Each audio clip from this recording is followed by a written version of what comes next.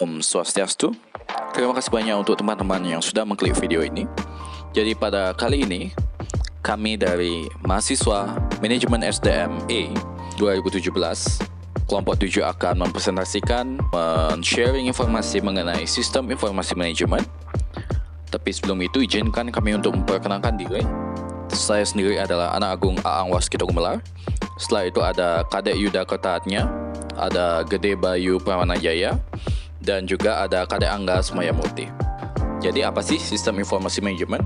Nah, sistem informasi manajemen adalah bagian pada kesatuan bisnis yang terus berubah dan memberikan tantangan baru dari waktu ke waktu. Bisnis modern saat ini itu tentu saja tidak dapat bertahan lama tanpa menggunakan sistem informasi manajemen. Jadi untuk mengolah data dalam jumlah yang besar dan memberikan banyak informasi untuk belajar atau bekerja secara disiplin.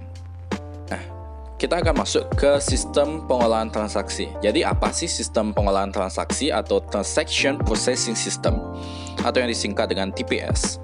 Adalah sistem yang menjadi pintu utama dalam pengumpulan dan pengolahan data pada suatu organisasi. Sistem yang berinteraksi langsung dengan sumber data, misalnya pelanggan, adalah sistem pengolahan transaksi, di mana data transaksi sehari-hari mendukung operasional organisasi yang dilakukan. Sub selanjutnya akan dilanjutkan oleh teman saya. Terima kasih. Selanjutnya ada tugas pokok sistem pengolahan transaksi, yaitu yang pertama ada pengumpulan data, yang kedua ada manipulasi data, yang ketiga penyimpanan data, dan yang terakhir ada penyiapan dokumen. Selanjutnya komponen-komponen sistem pengolahan transaksi, yaitu yang pertama dokumen sumber. Kebanyakan transaksi dicatat pada dokumen sumber dan menyediakan catatan-catatan tertulis. Yang kedua, jurnal dan register merupakan catatan akunting yang memuat data dalam urutan kronologis. Jurnal merupakan catatan akunting formal awal dalam sistem manual. Yang ketiga ada buku besar atau ledger, mengikhtiarkan status perkiraan dalam satuan keuangan. Nilai transaksi yang muncul dalam jurnal dipindahkan atau diposkan ke pos perkiraan yang sesuai. Yang keempat, laporan dan dokumen. Berbagai laporan umumnya dihasilkan dari pemrosesan transaksi. Salah satu jenis keluaran laporan dikenal sebagai laporan keuangan. Yang kelima, ada bagian perkiraan dan kode lainnya transaksi akunting harus diklarifikasikan dan dikodekan sebelum diposkan ke dalam buku besar. Yang keenam, ada rangkaian audit, adalah seperangkat mata rantai yang dibentuk oleh elemen-elemen pemrosesan transaksi pokok. Yang ketujuh, ada tindakan pengendalian dan pengamanan pemrosesan transaksi yang baik menurut adanya berbagai tindakan pengendalian dan pengamanan. Selanjutnya ada tugas pokok sistem pengolahan transaksi. Yang pertama ada pengumpulan data, yang kedua ada manipulasi data, dan yang ketiga ada penyiapan dokumen. Keempat, tujuan pemrosesan transaksi. Yang kelima ada penggunaan salah satu pemrosesan transaksi dengan sistem online. Sekian presentasi dari saya, selanjutnya dilanjutkan oleh teman saya. Teknik sistem pengolahan transaksi. Di sini ada 4. Yang pertama ada batch purchasing, yang kedua ada online purchasing, yang ketiga ada real time purchasing, yang keempat ada inline purchasing. Selanjutnya sistem informasi organisasi.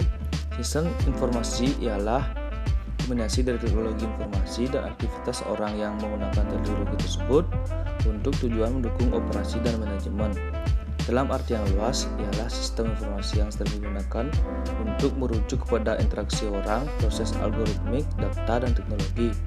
Dalam pengertian ini, istilah ini digunakan untuk merujuk tidak hanya kepada penggunaan teknologi informasi dan komunikasi, tetapi untuk di mana orang berinteraksi dengan teknologi ini dalam mendukung proses bisnis. Selanjutnya, manajemen hubungan dengan pelanggan. Manajemen hubungan dengan pelanggan adalah sebuah sistem informasi yang terintegrasi yang digunakan untuk merencanakan, menjadwalkan, dan mengendalikan aktivitas-aktivitas pra-penjualan dan pasca penjualan dalam sebuah organisasi. Sasaran dan tujuan. Sasaran utama dari CRM adalah untuk meningkatkan pertumbuhan jangka panjang dan profitabilitas perusahaan melalui pengertian yang lebih baik terhadap kebiasaan. CRM bertujuan untuk menyediakan umpan balik yang lebih efektif dan integrasi lebih baik dengan pengendalian return on investment atau ROI di area ini. Yang selanjutnya, fungsi-fungsi dalam CRM mengidentifikasi faktor-faktor yang penting bagi pelanggan. Baik, di sini saya akan melanjutkan presentasi dari teman saya. Berikutnya permasalahan implementasi CRM. Naiknya pendapatan kepuasan konsumen dan lebih sedikitnya biaya operasi adalah beberapa keuntungan dari teknologi pada sebuah perusahaan. Berikutnya tantangan dalam suatu bisnis. Mengaplikasikan suatu bisnis dalam perusahaan sulit diimplementasikan. Mereka membutuhkan perubahan organisasi yang luas, investasi perangkat lunak yang baru yang besar, dan penilaian yang cermat tentang bagaimana sistem ini akan meningkatkan kinerja organisasi. Berikutnya, sistem CRM dalam membantu perusahaan untuk mencapai customer intimacy. Itu sistem Customer Relationship Management atau CRM mengintegrasikan dan mengotomatiskan proses yang dihadapi pelanggan dalam penjualan, pemasaran, dan layanan pelanggan, memberikan pandangan pelanggan di seluruh perusahaan. Berikutnya, model CRM sangat membantu untuk memahami konsep CRM.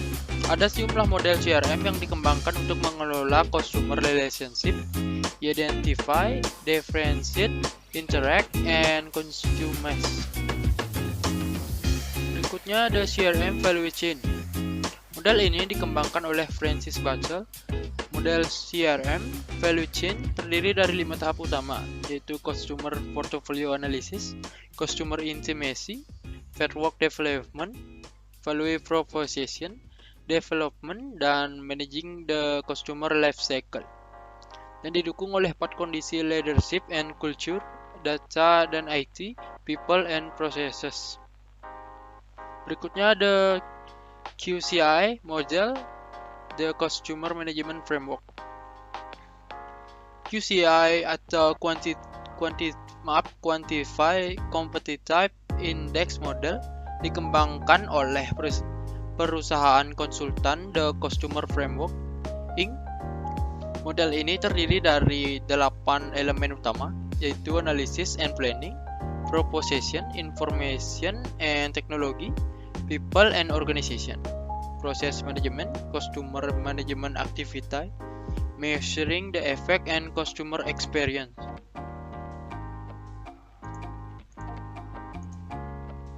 Berikutnya, the Strategic Framework for CRM, the 5 Process Model. Model ini dikembangkan oleh Profesor Adrian Paine-Dan Penny-Froh pada tahun 2005 dengan target untuk mengidentifikasi proses generik utama yang relevan dengan cara CRM.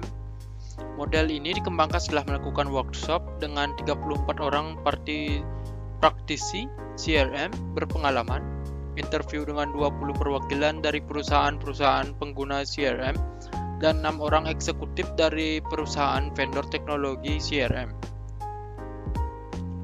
Berikutnya, model The Strategic Framework for CRM menggambarkan 5 proses inti dalam CRM, yaitu yang pertama, Strategic Development Process atau proses pengembangan strategi. Yang kedua, Value Creation Process atau proses penciptaan nilai. Yang ketiga, Multi-Channel Integration Process atau proses integrasi multisaluran. Yang keempat, Informasi Manajemen Process atau proses manajemen informasi. Yang kelima, Performance Assessment Process atau proses penilaian kinerja. Baik, sekian presentasi dari kelompok kami. Mohon maaf jika ada salah kata. Saya tutup dengan Pramu Santi. Om Santi Santi Santi Om.